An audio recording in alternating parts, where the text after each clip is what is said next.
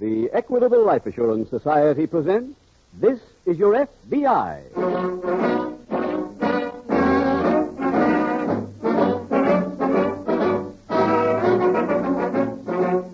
This is Your FBI, the official broadcast from the files of the Federal Bureau of Investigation.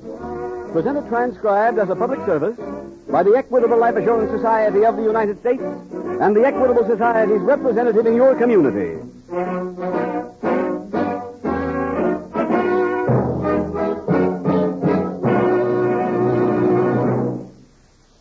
We Americans value security, but we also treasure our independence. We like to be self-reliant. That's why the Equitable Life Assurance Society of the United States has 5 million policy-holding members. The Equitable Way promotes personal security without jeopardizing personal freedom. In about 11 minutes, we would like to tell you how these Equitable Society life insurance specialists from Maine to California may be able to help you enjoy the advantages of membership in the Equitable Society.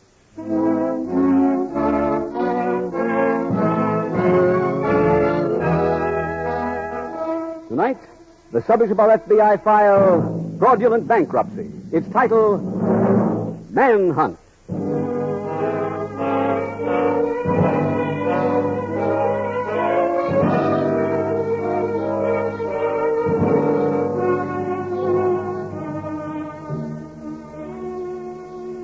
The Federal Bureau of Investigation is a carefully run organization, operated along certain well-defined lines of procedure.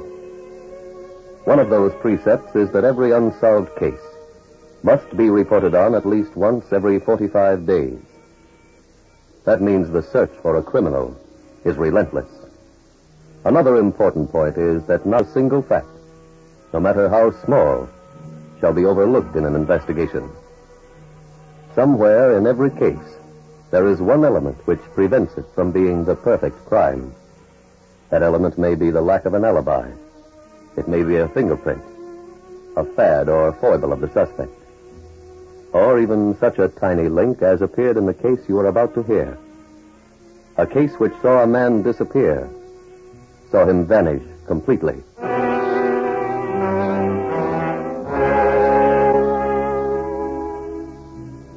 Tonight's file opens in a large Midwestern city.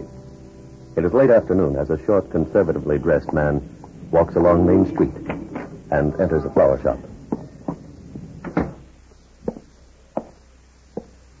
Can I help you, sir? Do you carry funeral wreaths? Yes, I do. Right this way, please. The man looked at several and rejected each. He said they were too fancy. He wanted something simple and in good taste.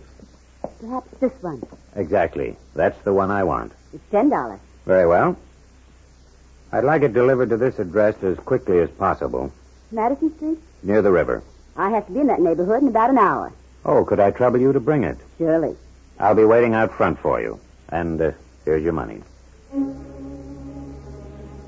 With that, he turned, left the store, and walked leisurely to his car. Then drove off through the downtown traffic. A few minutes later, he reached his destination, a warehouse in the waterfront district. Over the entrance was a large sign, McDonald Wholesale Grocery Company. The man entered and went to his office. In an hour, he returned to the street and waited. Sorry I'm late, Mr. Cooper. Oh, that's all right. Here's your wreath. I'd have been on time, but I drove around the block twice looking for a funeral parlor to deliver this to. No, it's for this front door. One of my oldest employees passed away. Oh. And out of respect for the dead, I'm closing the warehouse for 5 days. The wreath was then tacked to the door, where it had more of an effect than expected. For it was that wreath which led to the investigation of one of the most brazen criminals in FBI history.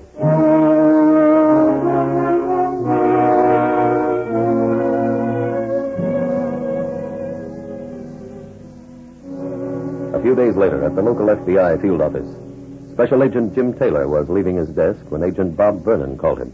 Jim, Oh, hi, Bob.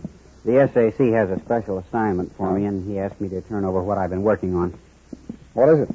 A new fraudulent bankruptcy file. The McDonald Wholesale Grocery Company. When did they file a petition? 4 days ago. Oh. You mean we're in on it already? Yeah. Go ahead, Bob. Oh, thanks. I've done some checking and interviewing. A partner of McDonald's named Cooper hung a funeral wreath on the warehouse door the other day and closed the place for 5 days. Mm-hmm. The credit association was flooded with calls from the firms that the outfit owed money to, so they got a court order to enter the warehouse this morning. And? It was empty. $130,000 worth of stock was missing. Well. You spoken to McDonald or Cooper? They're both out of town. Together? Well, the employees at the warehouse don't seem to know.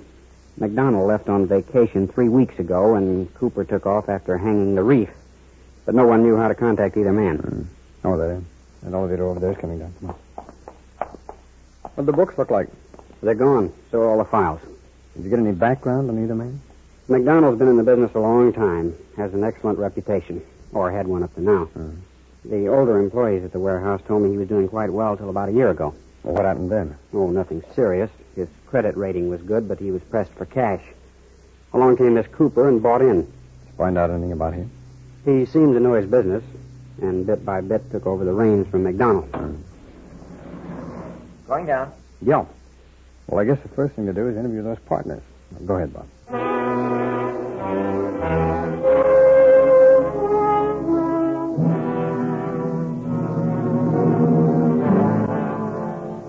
Agent Taylor quickly located Mr. McDonald, the original owner of the warehouse.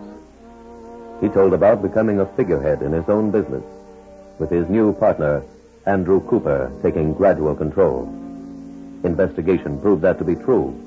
McDonald was cleared. The search for Cooper was intensified. His former home was searched. His neighbors were interviewed. His business associates and acquaintances were questioned. It was learned he had a wife and a 23-year-old son. They had disappeared, too. Meanwhile, in another city a few hundred miles away, a short, conservatively dressed man enters a flower shop. Good morning, sir. Morning. What can I show you? A floral piece. This way, please. I'd like to charge them. My name is Kaiser. Here's my card. Oh, I know the Bay City Grocery Company. You do? Oh, yes, my brother used to work in the stockroom there. Well, small world. Well, here we are, Mr. Kaiser. Is this your complete assortment? Now, are there any particular flowers you'd like me to use? No, your judgment's good enough. Just make it gay. This is for our opening.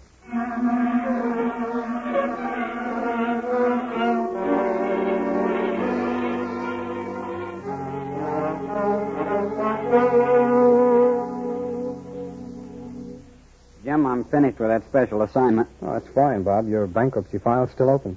The SAC wants us to work together, so it's your turn to give me the fill-in. Okay, fine. Well, the strongest lead we had up to yesterday came from the freight records at the railroad station. 5 carloads of goods were shipped from the McDonald warehouse to Crystal City. When? A week before Cooper disappeared. Shipped to whom? A wholesale grocery firm. I went to Crystal City yesterday and hit another blank wall. Company there had never ordered the goods, so they refused to accept shipment on them. What happened then? Well, the railroad notified Cooper, who showed up the following day and had all the goods loaded on the trucks. Any description of those trucks? No, none at all. And that's the last that anybody saw of the merchandise. Or Cooper, huh? Yeah, that's right. Oh, he had a brokerage account at Hill & Jones. The account was quite active. Well, we might trace him through his dividend checks. No, he sold everything before leaving. No. But there's a chance that he'll open an account wherever he is now, so Washington teletyped his description to every field office. Asked them to check the stockbrokers in their areas. How about pictures, Jim? Well, apparently he was as careful there as he was about other details. There aren't any. Oh, come on down to the teletype room, will you, Bob? Oh, sure. Something might be in by now in that stockbroker angle.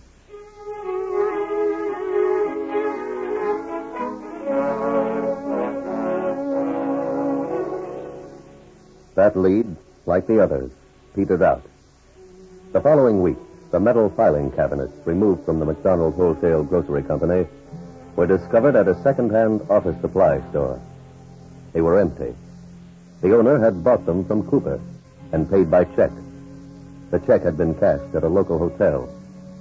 The hotel register showed Cooper had stayed there, but was gone. A month went by.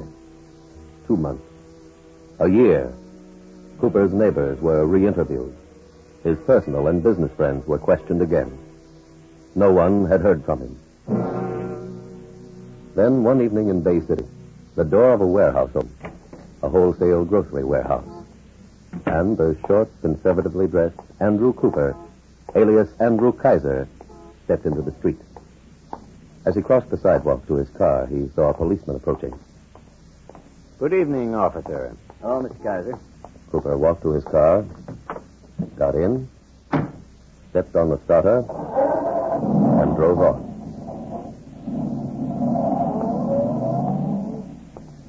Patrolman Welch continued walking his beat.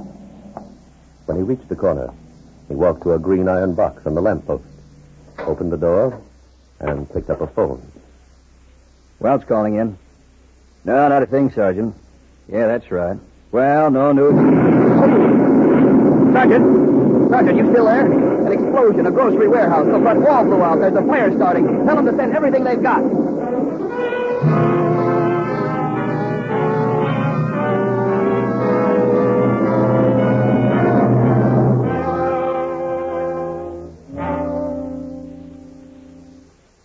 Bob, did you draw the Cooper file? Yeah, Jim. My turn to do the report. Oh, don't start it yet, huh?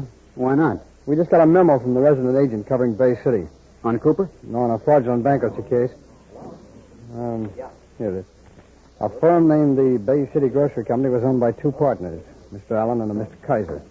Mr. Allen took sick about 2 months ago, had to start coming down to the office, leaving Mr. Kaiser to run the place. Mm-hmm. Then 3 weeks ago, there was an explosion and fire at the firm's warehouse. The alarm was turned in immediately. Warehouse wasn't completely destroyed. I see. Inside the place were found open barrels of gasoline, but no groceries.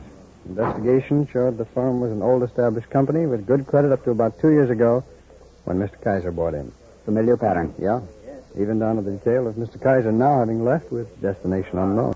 His description tally with Cooper's? Yeah, in some ways, but it's as vague in general as the other one we had.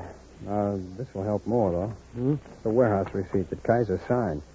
Now, let's take a look at that letter that we have here of Cooper's, huh? Yeah. Should be someplace down near the bottom. There we are. All right. Here, lay them down on the desk. Put the signatures together there. They look identical. Yeah. Well, we'll send them to the lab for confirmation, Bob. But I think we just cut a year off of Cooper's lead.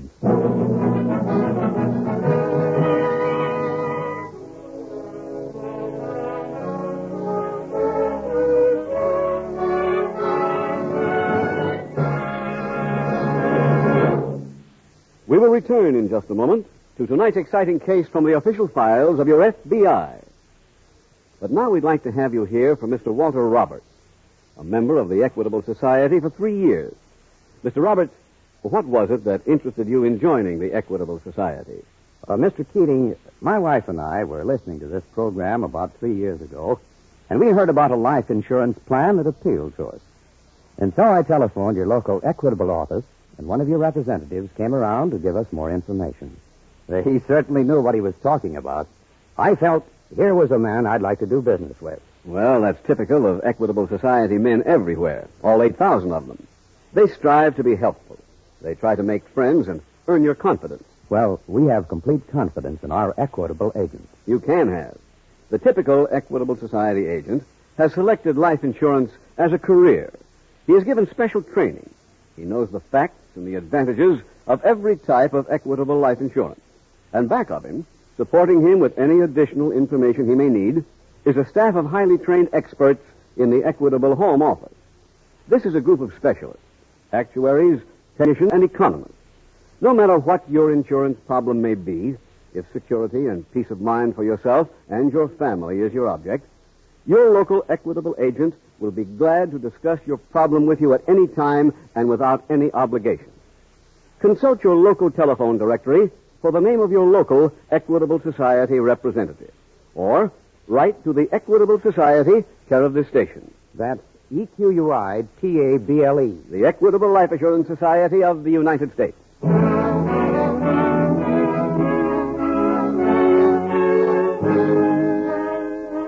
And now back to the FBI file, Manhunt.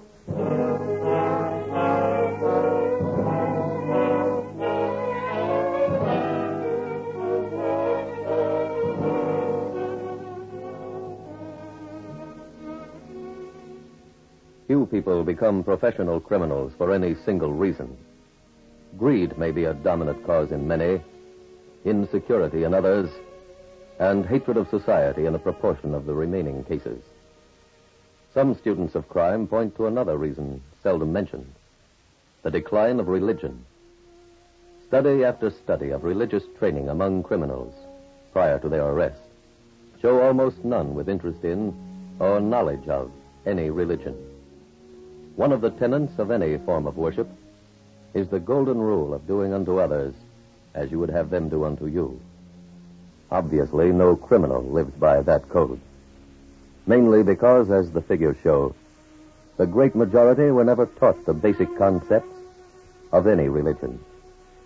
As a citizen, you can do nothing about your neighbor's interest or lack of interest in moral ideals, except by your example.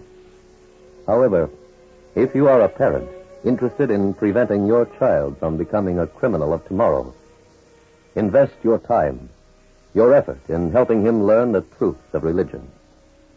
It's the best investment you can possibly make in his future and in your country's.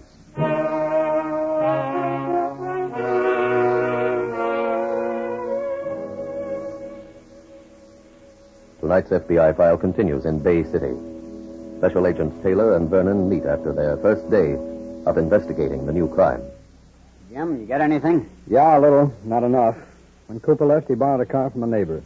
Turned up abandoned at a resort hotel about 30 miles from here. That's close, huh? Doorman remembered Cooper leaving with someone in another car. Any description? No, and the doorman couldn't give any details on the driver. You seen the warehouse employees? Yeah. And I went over the few books that didn't burn. They only confirmed the fraud. What happened to the stock, Bob? The books showed sales to fictitious companies. And whose writing were those entries?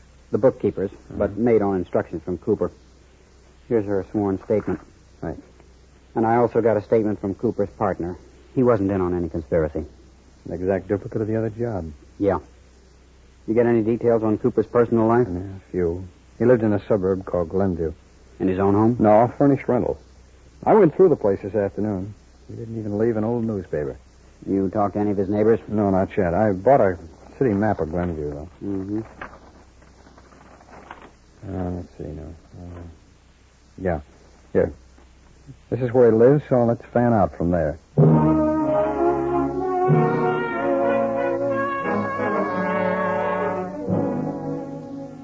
Using the alias Andrew Kaiser, the fugitive had lived in the small suburb for 2 years. Now, Agents Taylor and Vernon set out to reconstruct that period. The first stop was the house next to the one Cooper had rented. Pardon me. Do you know the Kaiser family? Some information was gathered there. Other facts were learned from neighbors across the street. No doorbell was overlooked. No question seemed too unimportant to ask. Did Mr. Kaiser ever mention any hobby? Thousands of questions were asked. What subjects did the fugitive like to discuss? Did he ever talk about friends in another city? Was he interested in any sport? What did he like to eat? To drink?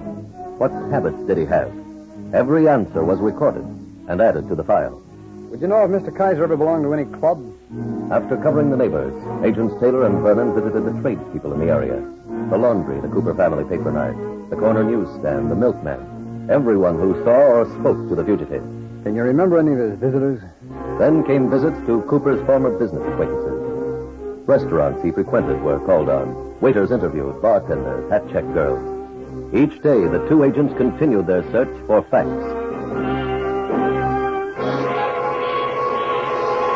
Bob, I ran into a distant cousin of Cooper's. He told me Cooper's son is in jail. Where? He didn't know. I called Washington. They have no record of any Ray Cooper. They also checked prisons. Now, there are 5 inmates around the country with that name, but none of them's the man we want. Well, what's he in for? Auto theft. You know, if we can find him, we might get a lead on his father. Did the cousin have any idea what other name he might be using? No. He did have a snapshot of young Cooper, though. Oh, you got the picture on you? No, I dropped it off the print shop. As soon as copies are ready, let's mail one to every field office and have them check on the prisons.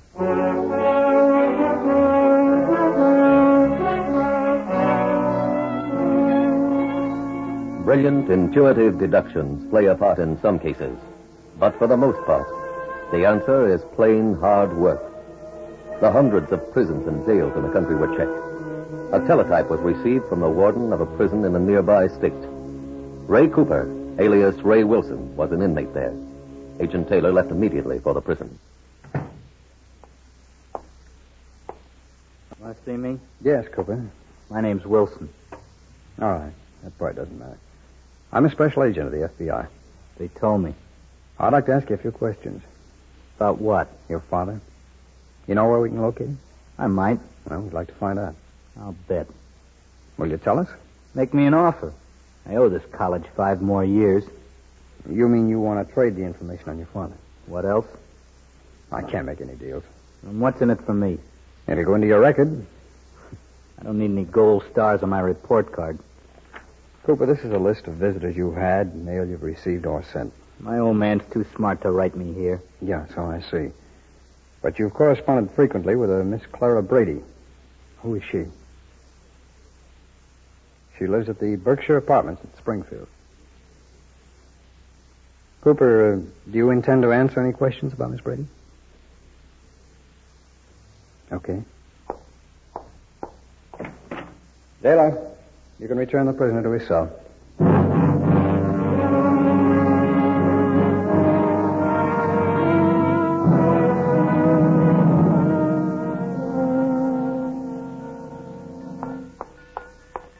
I got here as soon as I could, Jim. Now, come on, the Springfield Express leaves from track 11. Cooper in Springfield? No, but a friend of his son lives there, a girl named Clara Brady. She may be an intermediary for the Cooper family. What makes you think so? Well, Cooper corresponded regularly with the girl. The minute I mentioned her, he clammed up. If the family has an information drop, this is the kind of a girl they'd pick. Springfield police told me she has a record. What kind? 3 arrests for suspicion of working with a stolen car ring. Say, wasn't Ray Cooper arrested for car theft? Yeah, that's right. That's the way they might have met. Doesn't sound like the type who will pour out her heart to us. No, probably not. Then what? Well, if she won't talk, Bob, let's do a job like we did on Cooper. We'll go out and dig every fact about her that's available.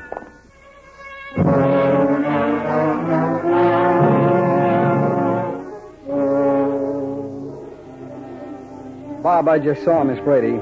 She wouldn't admit knowing Ray Cooper. I've just gone through the local newspaper files. Oh, did you find anything? A few clippings and pictures of her at different nightclubs. Oh, what were the clippings about? Her 3 arrests, and one told about an auto accident she had on Route 3. Route 3, huh? Well, that's the road between here and Bay City.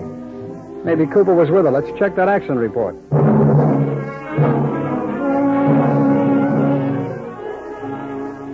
Jim, the Brady girl was alone when she had the accident. Yeah, but look what I found on the traffic records. Those all traffic tickets? And all hers. The last 3 are for overtime parking in front of 61 Broadway. That'd be way downtown. And downtown here is the warehouse district. We'd better find out about that address.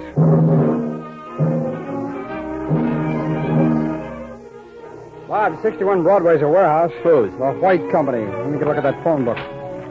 WWH. Here it is, the White Company. Wholesale groceries.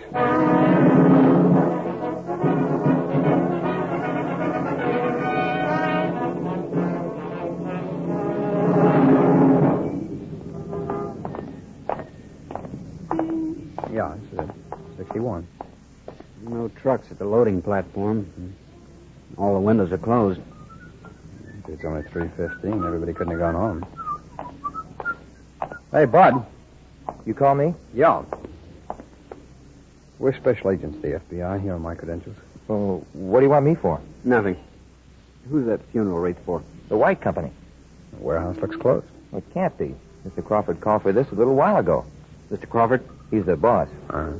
Do you mind if we go in with you? No. Fine. Go on, go ahead. Thanks. I got it, Jim. Okay. Mr. Crawford's office is over there.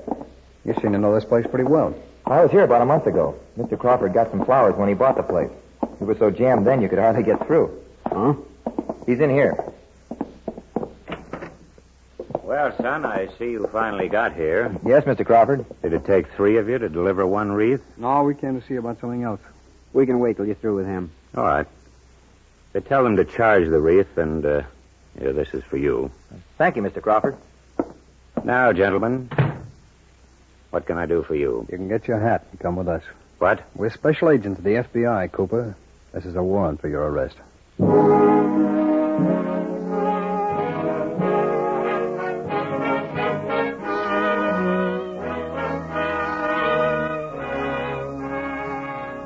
Andrew Cooper was sentenced to a term of imprisonment in a federal penitentiary for a violation of the federal bankruptcy statute.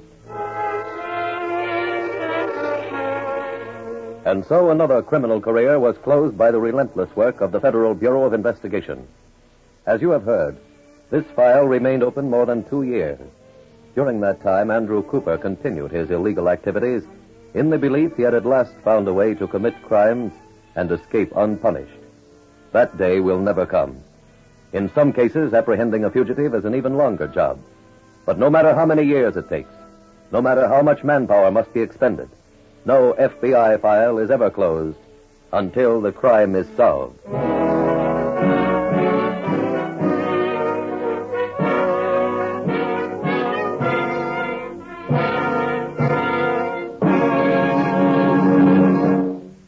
Just one last word about a very important man in your community. He is the man who can help you most if your problem is how to provide for future security and peace of mind for yourself and your family. He is your local Equitable Society representative. There are 8,000 of these trained life insurance specialists ready to serve you and without any obligation to you, no matter where you live. Simply consult your local telephone directory for the name of your local Equitable Society representative.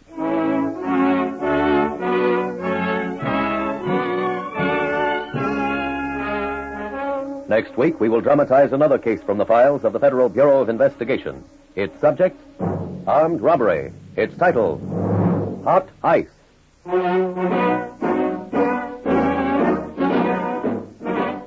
The incidents used in tonight's Equitable Life Assurance Society's broadcast are adapted from the files of the Federal Bureau of Investigation.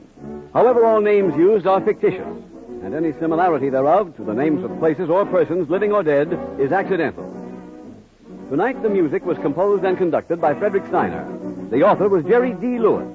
Your narrator was William Woodson, and Special Agent Taylor was played by Stacy Harris. Others in the cast were Harry Carey Jr., Sam Edwards, Herb Ellis, Florence Lake, Henry Morgan, and Gil Stratton Jr. This Is Your FBI is a Jerry Devine production. This is Larry Keating speaking for the Equitable Life Assurance Society of the United States and the Equitable Society's representative in your community, and inviting you to tune in again next week at this same time when the Equitable Life Assurance Society will bring you another thrilling transcribed story from the files of the Federal Bureau of Investigation. Hot Ice on This Is Your FBI.